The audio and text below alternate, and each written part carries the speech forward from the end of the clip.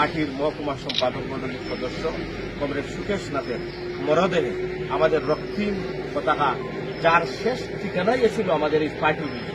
যারা সবাই মিলিয়া আমরা প্রথমেই রক্ত পতাকা দিয়া আমরা মরদেহ ডাকার জন্য আমি অনুরোধ করতেছি। ধরেন সবাই সবাই ধরেন সবাই ধরেন